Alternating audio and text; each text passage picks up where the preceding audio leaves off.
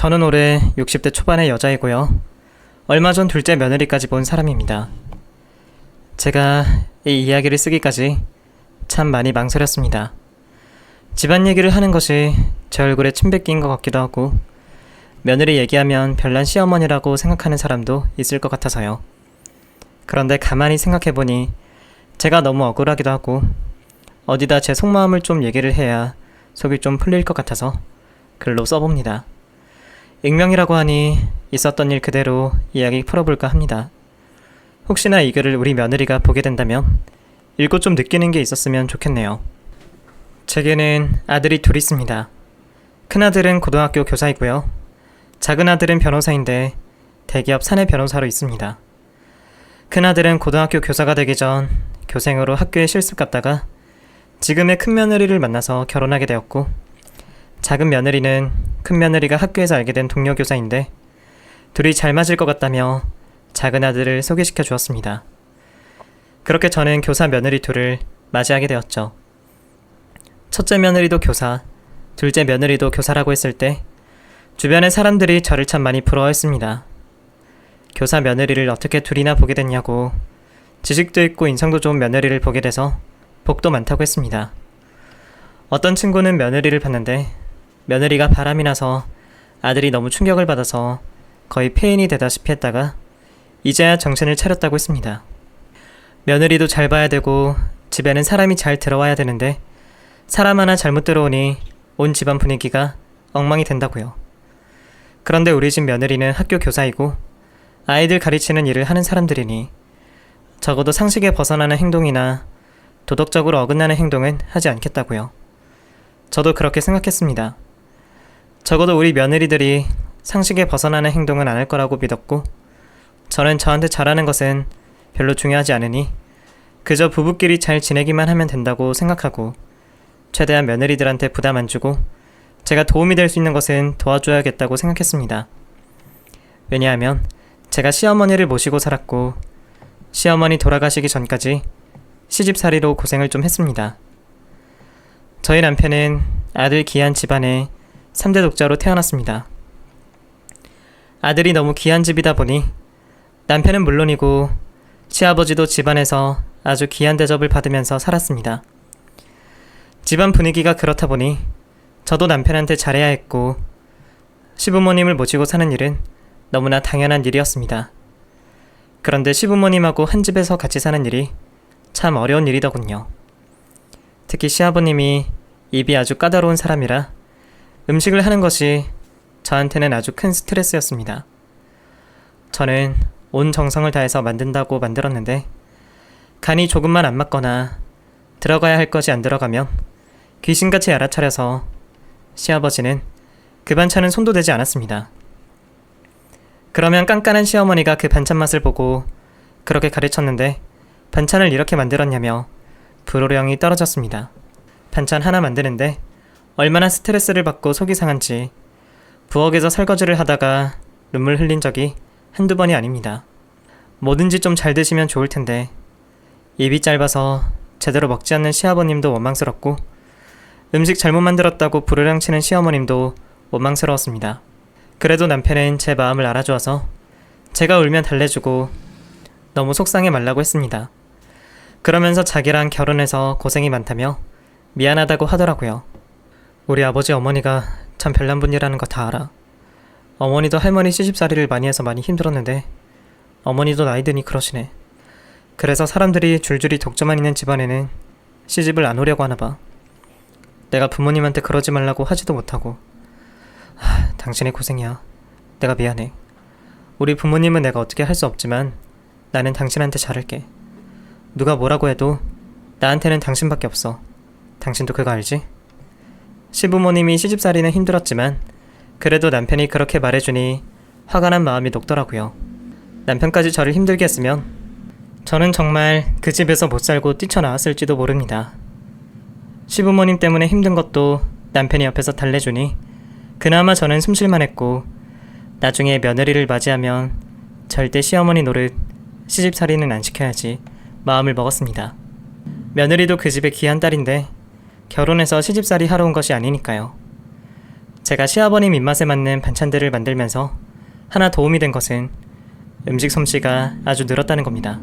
덩달아 제 입맛까지 까다로워져서 웬만큼 잘한다는 식당에 가서 밥을 먹어도 뭐가 부족한지 대번에 알아낼 수 있을 정도였죠. 여긴 고춧가루가 조금 덜 들어갔다. 여기는 새우젓을 넣었으면 맛있을 텐데. 여기는 통깨 말고 깨소금을 넣어야 맛난데. 거의 음식 전문가가 되어 있을 정도였습니다. 그래서 저는 첫째 며느리 봤을 때 김치며 밑반찬은 제가 많이 만들어줬습니다. 며느리가 학교에서 고등학생들을 가르치다 보니 고3 담임을 할 때는 살림은커녕 학교 일만 해도 바쁘고 힘들다는 걸 누구보다 잘 알고 있었습니다. 제때 밥 차려 먹기도 힘들 만큼 바쁜데 일일이 반찬하고 김치 담그고 어떻게 하겠냐 싶어서 반찬을 만들어주기 시작했는데 큰며느리는 엄청 좋아하더라고요. 제가 반찬을 만들어가면 맛보기 바빴습니다. 어머니, 오늘은 반찬이 한 가지 더 있네요. 제가 좋아하는 멸치볶음도 있고 파김치도 있네요. 무말랭이 무침도 하셨어요? 와, 저는 정말 복 받았어요. 세상에 시어머니가 이렇게 반찬 만들어주는 집이 어디 있대요? 우리 엄마도 저한테 이렇게 반찬 안 만들어주시는데. 어머니, 진짜 잘 먹을게요. 제가 어디 가서 반찬 사 먹고 싶어도 어머니 해주시는 거 먹은 후에 다른 집에서 반찬 사 먹을 수가 없어요. 어머니가 해주시는 반찬이 제일 맛있거든요.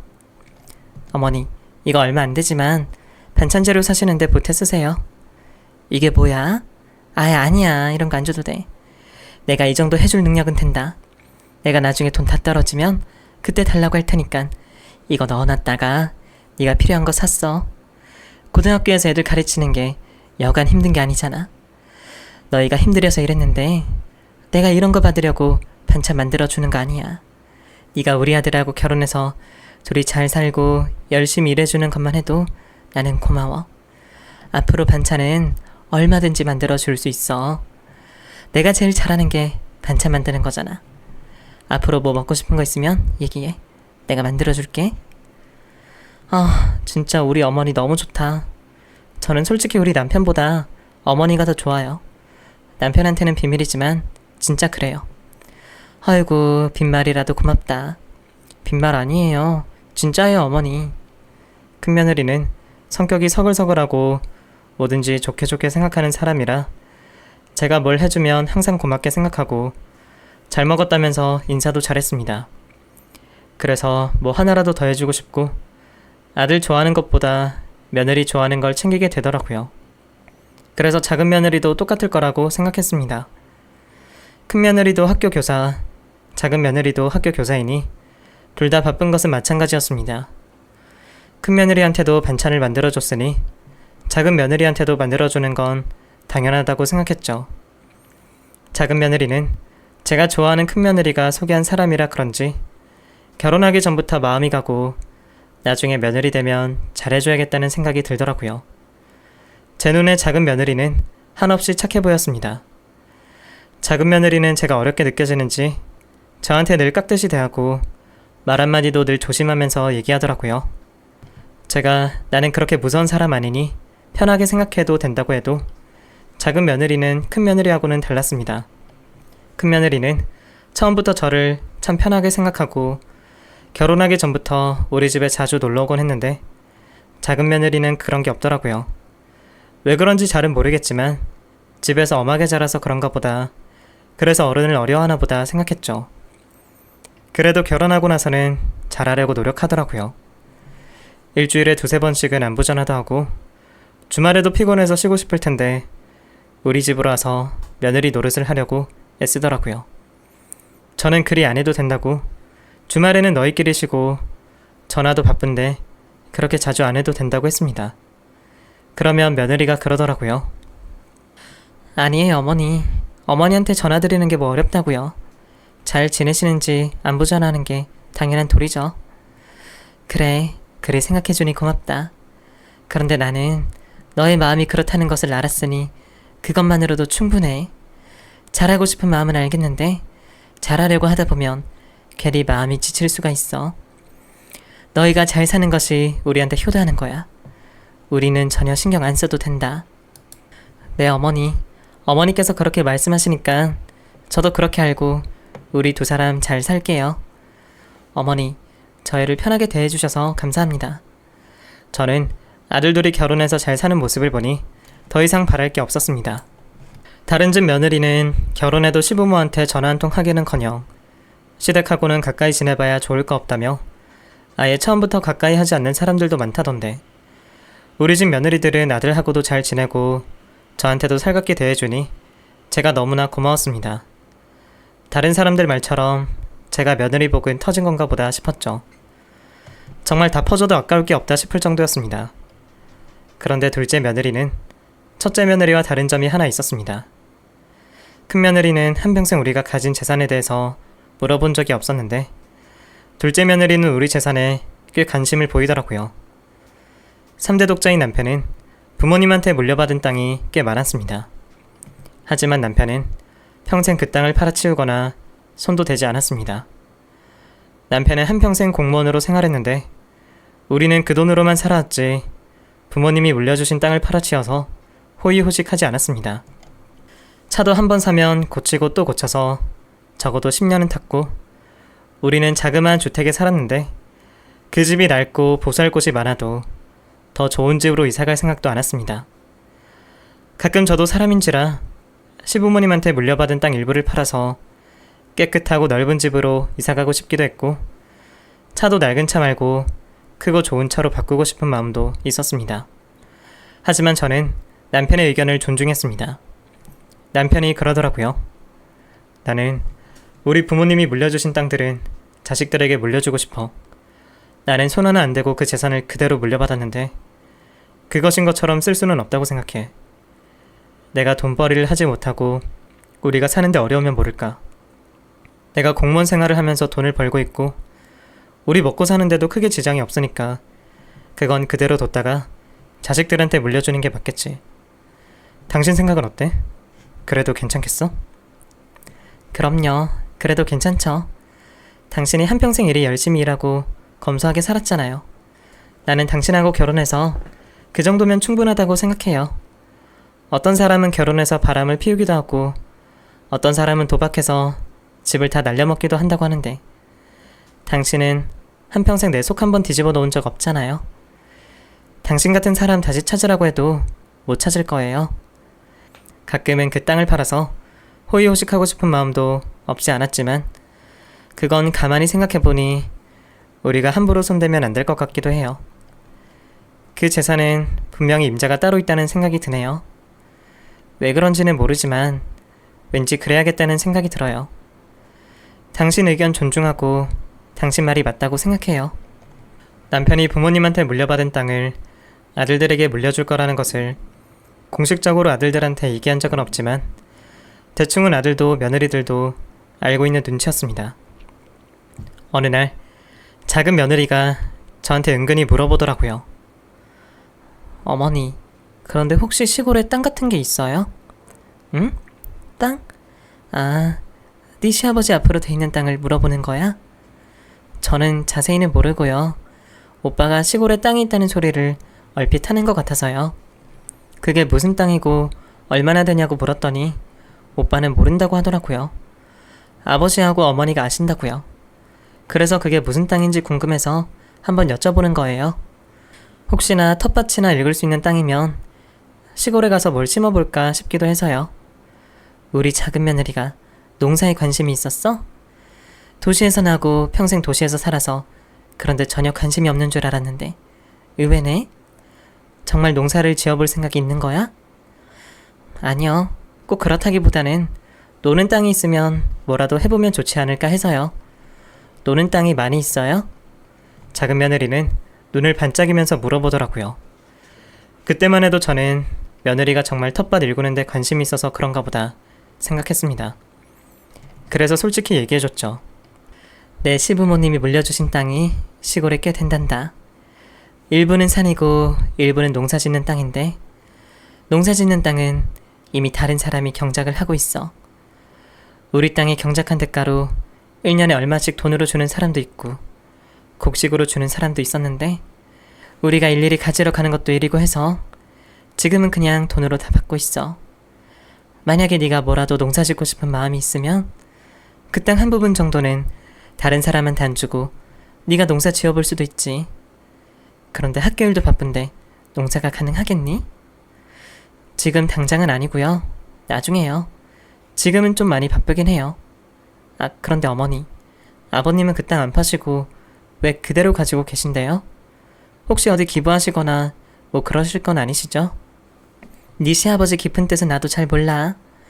네 시아버지 말로는 부모님한테 물려받은 땅이니 그 땅은 당연히 너희한테 물려주는 것이 당연하다고 생각하시는 것 같아. 그래서 단 한 부분도 안 팔고 그대로 두시는 것 같아. 그때 작은 며느리 얼굴이 환해지더라고요. 지금까지 큰 며느리는 한 번도 땅에 대해서건 재산에 대해서건 물어본 적이 없었는데 작은 며느리는 땅에 꽤 관심이 많다는 걸 알게 되었죠. 하지만 큰 며느리나 작은 며느리가 우리한테 잘하는 것이 재산 때문이라고는 생각하지 않았습니다. 타고난 마음씨가 곱고 집안에서 가정교육을 잘 받은 사람들이라 우리한테도 잘하려고 애쓰는가 보다 라고만 생각했죠. 그러던 어느 날 평온했던 우리 집에 잠시 먹구름이 끼었습니다. 남편이 잠이 많은 사람이 아닌데 잠을 자꾸 자고 점점 얼굴색이 안 좋아지는 것 같았습니다. 왜 그래요? 요즘 어디가 안 좋아요? 그냥 요즘 자꾸 좀 피곤하네. 요즘 산에 많이 다녀서 그런가?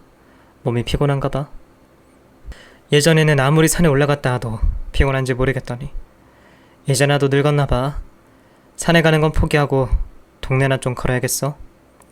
병원에 안 가봐도 되겠어요? 어디 뭐 검사라도 받아봐야 되는 거 아니에요? 아이, 좀 피곤한 걸 가지고 뭘 병원식이나 가. 병원에 가면 사람을 그냥 두나 기계로 검사하지. 피 검사하자면 피는 좀 많이 뽑아, 어? 이 나이에 병원에 가면 없던 병도 생기게 돼. 좀 쉬고 몸을 살살 달래가면서 살면 괜찮을 거야. 너무 걱정 안 해도 돼. 병원에 가보자고 해도 남편은 고집을 피우면서 병원에 가지 않았습니다. 그때 억지로라도 끌고 병원에 갔어야 했는데 그렇게 하지 못한 것이 평생 한이 되더라고요. 어느 날부터 남편 몸이 붓기 시작했습니다. 저는 처음에는 살이 찌는 건가 했죠. 산에 늘 다니던 사람이 산에 가지 않으니 이제 살이 찌는가 보다 하고 생각했던 겁니다. 그런데 그건 살이 찌는 게 아니라 몸이 붓는 것이었더라고요. 안색도 안 좋고 힘들어하는 것 같아서 아무래도 이상하다고 병원 가보자 했죠. 그랬더니 남편은 그러면 자기 혼자 다녀오겠다고 저보고는 집에 있으라고 하더라고요. 별것도 아닌데 보호자까지 줄줄이 데리고 가면 괜히 심각해 보인다고요. 그래서 저는 그럼 혼자 병원에 다녀오라고 남편을 보냈습니다. 처음에 남편은 동네 늘 다니던 병원으로 갔습니다. 병원 갔다가 돌아온 남편 안색이 많이 안 좋아 보이더라고요. 그 표정을 보니 제가 가슴이 덜컥 내려앉대요. 왜 그래요? 병원에서는 뭐래요? 약은 지어왔어요? 아니, 약은 안 지었어.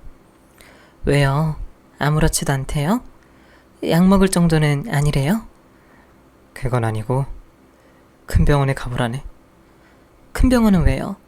어디가 심각하대요? 어디가 안 좋은데 큰 병원이나 가보래요? 그거야 나도 모르지. 의사도 자세히 모르고. 큰 병원 가서 검사를 받아봐야 한다고 하니까 뭐 큰 병원으로 가봐야지 뭐. 별거 아닐 거야. 너무 걱정하지 마. 동네는 검사하는 기계도 없고 하니까 큰 병원으로 가보라고 하는 것 같아. 병원에서 소견서 받아왔고 예약도 했으니까 모레 나 혼자 다녀올게. 같이 가요. 혼자 가지 말고요. 뭘 같이 가. 아, 괜히 유난 떠는 거 싫어서 그래. 그냥 나 혼자 다녀올게. 남편은 큰 병원에 병원 예약을 잡아두고 병원으로 갔고 아침에 병원에 간다고 나선 사람이 저녁 늦게야 집에 들어왔더군요. 사람이 들어올 때가 된 것 같은데 올 생각을 안 하니 너무 걱정이 되더라고요. 그래서 전화를 해봤는데 전화도 안 받대요. 저는 남편이 들어올 때까지 하루 종일 마음만 졸이고 있었습니다. 그리고 남편이 저녁 늦게 들어오자 저도 모르게 남편한테 빽 소리를 질러버렸습니다. 아, 왜 전화를 안 받아요? 사람 걱정하는 것도 모르고 뭐 한다고 이제야 들어와요? 병원에서 뭐래요? 남편 표정이 너무 안 좋아서 저는 남편 대답이 나오기까지 더 불안하더라고요. 남편은 말을 쉽게 꺼내지 못했습니다. 목이 타는 듯 부엌으로 가서 물을 한 컵이나 따라서 마시더니 그제야 얘기를 하더라고요. 간암인 것 같다네. 저는 너무 놀라서 물었습니다. 간암이라니? 무슨 간암? 간암이 무슨 간암이 있나? 그냥 간암이지. 그런데 아직 확실히는 몰라.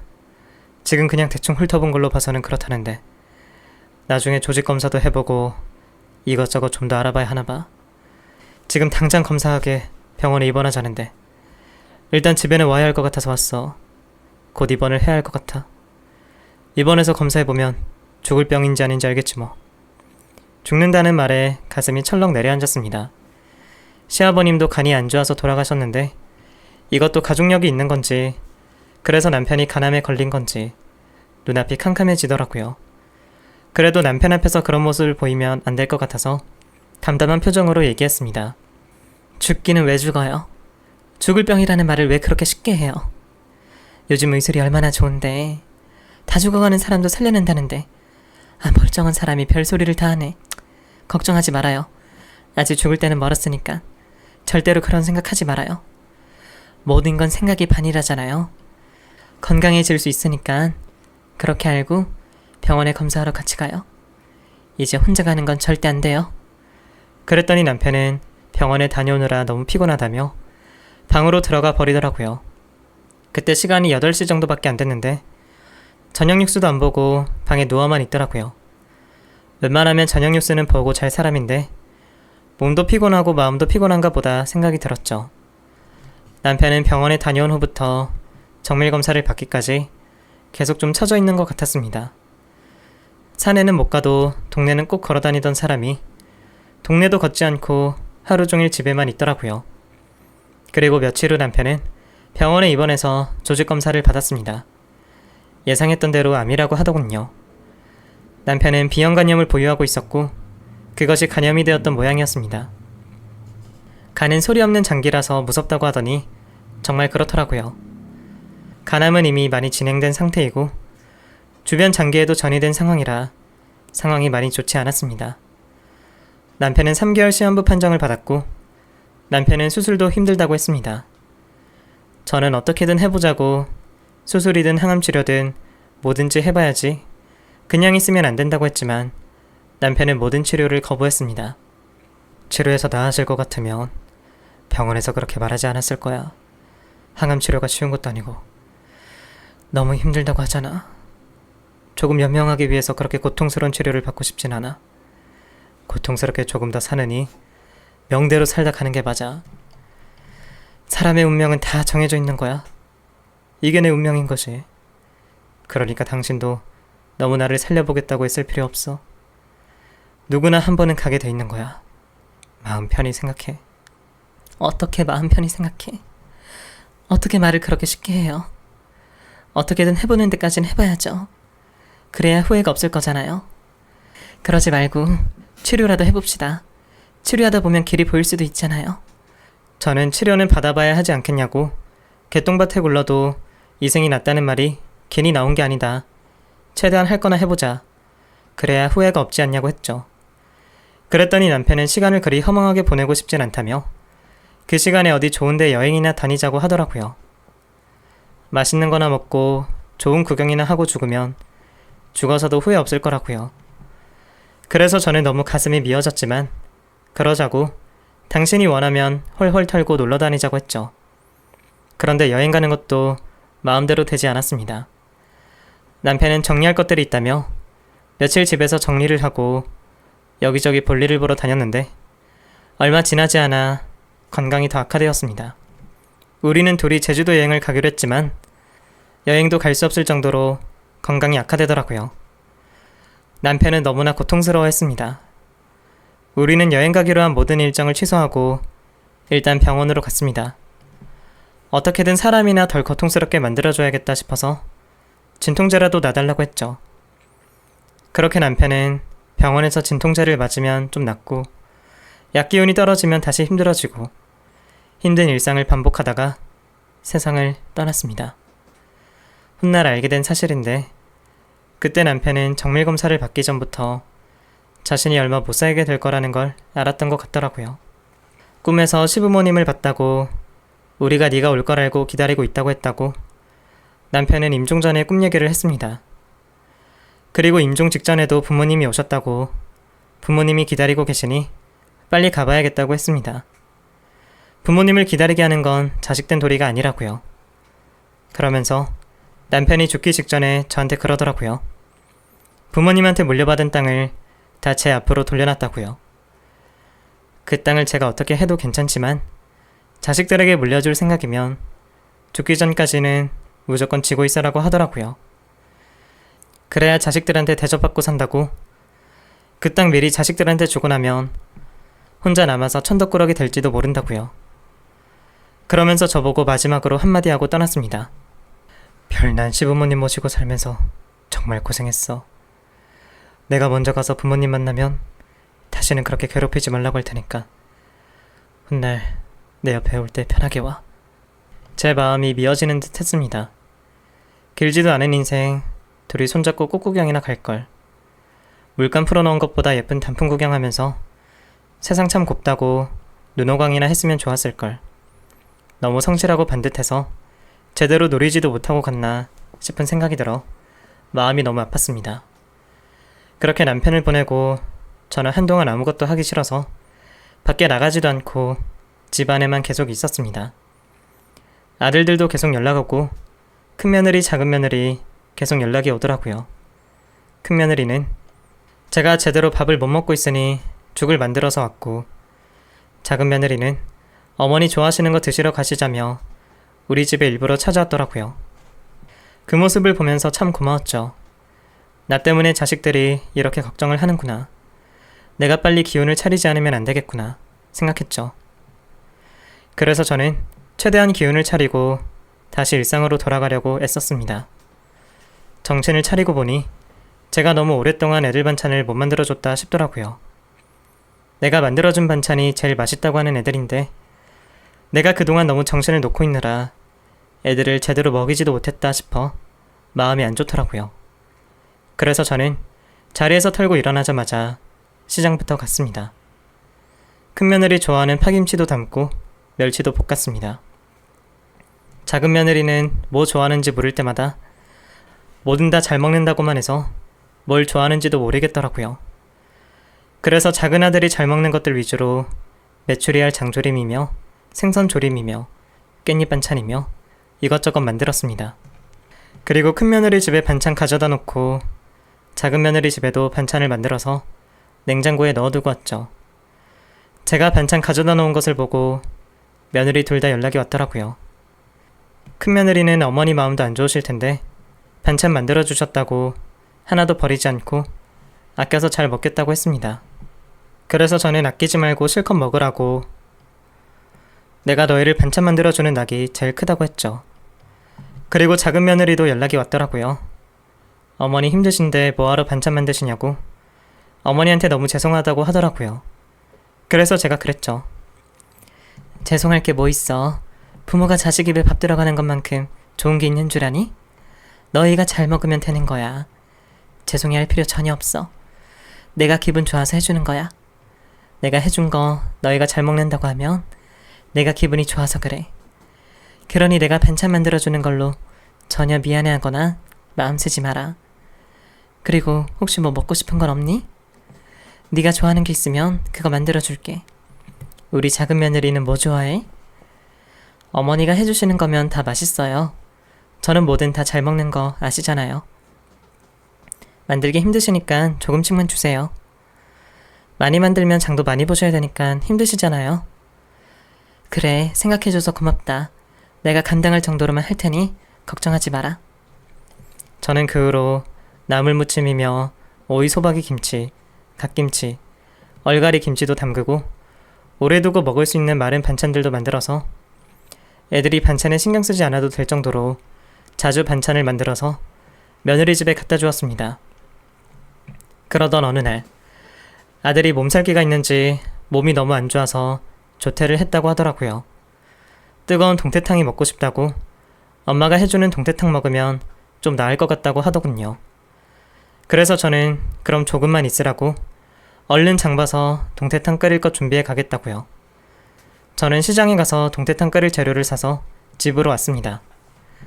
저는 동태탕을 다 끓여서 갈까 하다가 한 번 식으면 맛이 없을 것 같아 바로 끓이기만 하면 되게 재료들 다 손질해서 냄비에 담아갔습니다.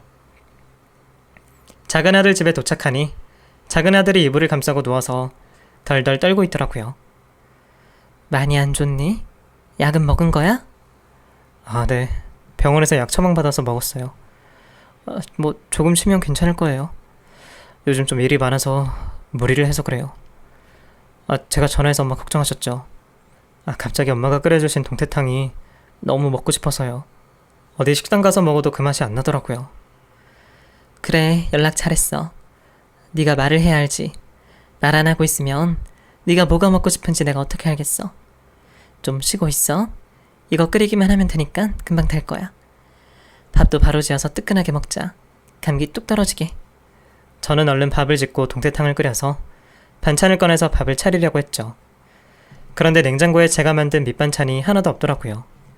제가 만들어준 것 말고 다른 밑반찬들이 있기에 그걸 꺼내서 차렸는데 맛을 보니 그건 산 것 같지는 않았습니다. 아무래도 사돈이 해주신 것 같더군요. 내가 만들어준 건 벌써 반찬을 다 먹었나 보네. 반찬 해준 지 3일밖에 안 됐는데 애들이 잘 먹네. 저는 혼자 그렇게 생각했죠. 저는 있는 반찬으로 밥을 차리고 국과 밥을 떴습니다. 아들이 몸살난 몸을 이끌고 식탁에 앉아서 밥을 먹는데 동태탕을 2그릇을 비우더라고요.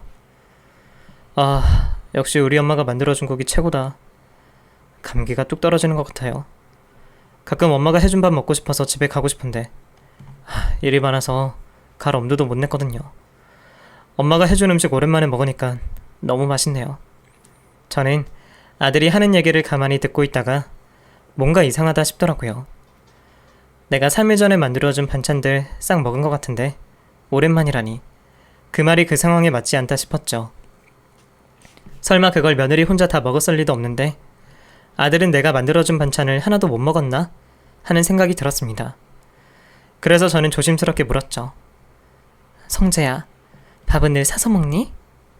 일이 바쁘면 사서 먹을 때도 있는데 웬만하면 집에 들어와서 밥 먹죠. 장모님이 반찬 해주시는 게 있어서 집에서 밥만 하면 되거든요. 장모님이 반찬을 늘 해주셔? 그럼 다른 반찬은 아예 안 먹어? 다른 반찬요? 뭐 다른 반찬은 먹을 일이 없죠. 와이프도 바빠서 반찬 만들 시간이 없고 나도 엄마가 만들어주시는 것만 먹다 보니 제가 음식할 줄은 모르잖아요. 엄마가 만들어준 반찬은? 엄마가 만들어주신 반찬이요? 엄마가 반찬 만들어주시게요? 그럼 저는 너무 좋죠. 엄마 반찬이 세상에서 제일 맛있는데. 아들이 그렇게 묻는데 저는 순간 망치로 머리를 한 대 맞은 것 같더라고요. 아들이 하는 얘기를 들어보니 아들은 제가 반찬을 만들어주는 걸 전혀 모르고 있는 눈치였습니다. 제가 그동안 반찬 만들어 나른 날이 얼마인데 그 반찬을 하나도 못 먹었다니 이게 뭔가 싶더라고요.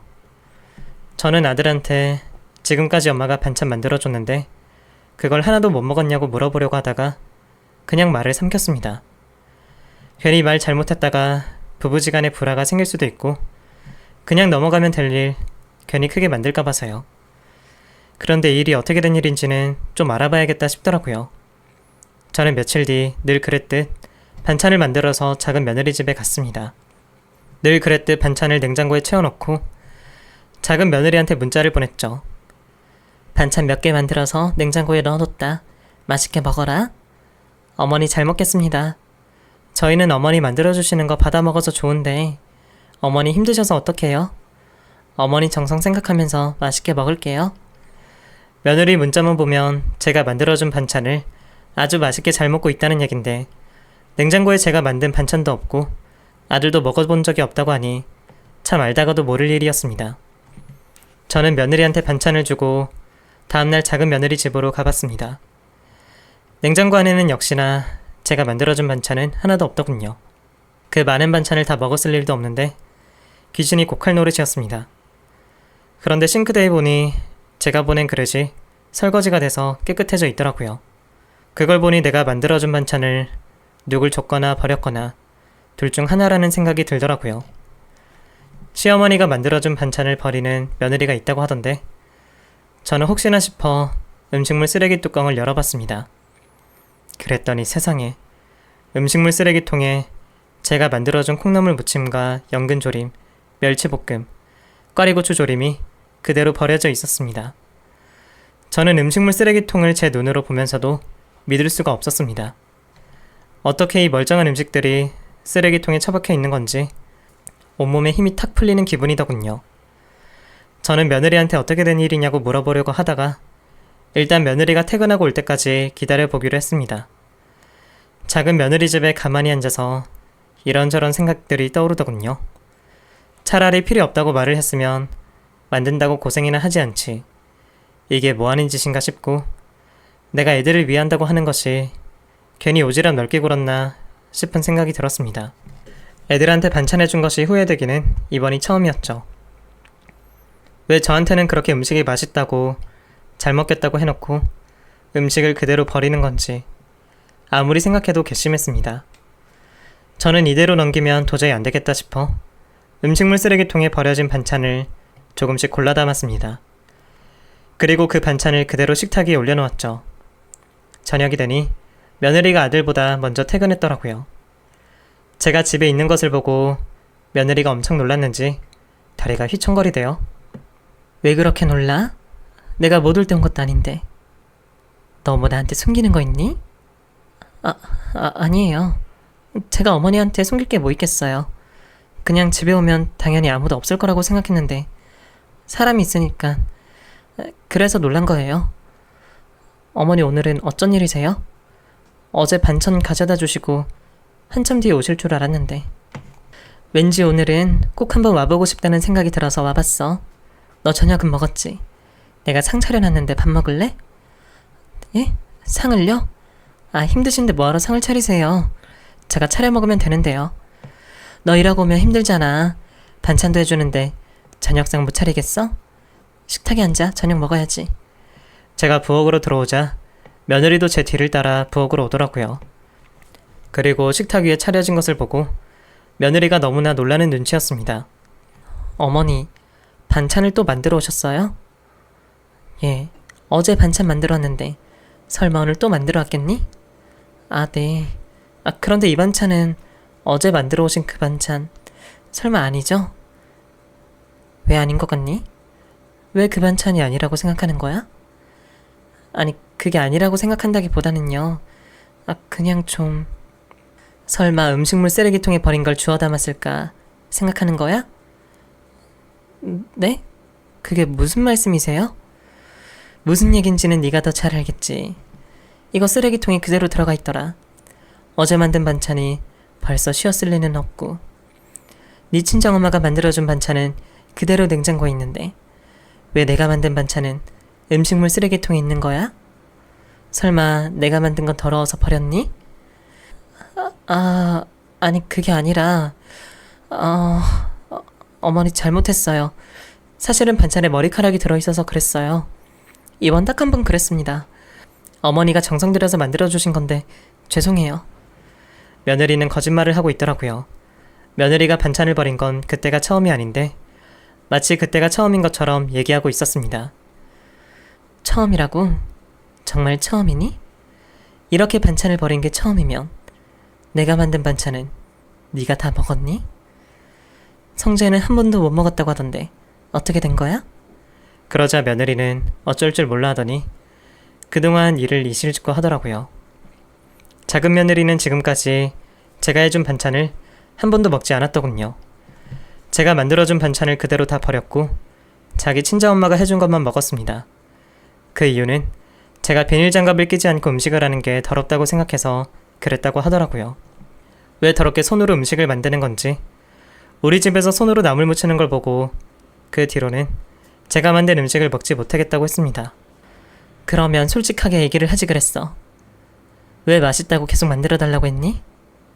그렇게 말하면 어머니한테 미운털 박힐까봐요. 그리고 오빠하고도 사이 안 좋아질 것 같기도 하고 또 형님은 어머니 해주시는 반찬 잘 먹는데 저만 그러면 저만 별나다고 할 것 같아서 죄송해요. 정말 잘못했어요 어머니. 제발 오빠한테는 말하지 마세요. 만약에 제가 어머니 음식 버린 줄 알면 이혼하자고 할지도 몰라요. 어머니 한 번만 봐주세요. 죄송해요. 며느리는 저한테 그 사실을 들키고 싹싹 빌더라고요. 저는 며느리가 한 행동은 너무 괘씸하지만 그렇다고 작은 아들 부부 사이를 금가게 하고 싶지는 않았습니다. 그래서 저는 며느리한테 말했죠. 내가 아무래도 오지랖이 너무 넓었나 보다. 나는 젊었을 때부터 음식은 손맛이라고 배워왔고 지금도 비닐장갑은 쓰지 않는데 요즘은 젊은 사람들은 더럽다고 생각할 수도 있겠다는 생각이 드는구나. 내가 이 이야기를 성재한테는 하지 않을 거야. 너희 부부 사이 갈라놓고 싶진 않아. 그냥 진작에 솔직히 얘기해 주었으면 좋았을 텐데 겉으로는 아닌 척하면서 뒤돌아서서 음식을 다 버렸다고 생각하니 너무 괘씸하긴 해. 하지만 모든 건 여기까지야. 음식을 만드는 것도 여기까지, 이 얘기도 여기까지야. 더 이상 들추지 않을 테니 걱정은 말어. 그리고 나도 음식하느라 고생하지 않을게. 저는 그 말을 하고 돌아서 나와버렸습니다.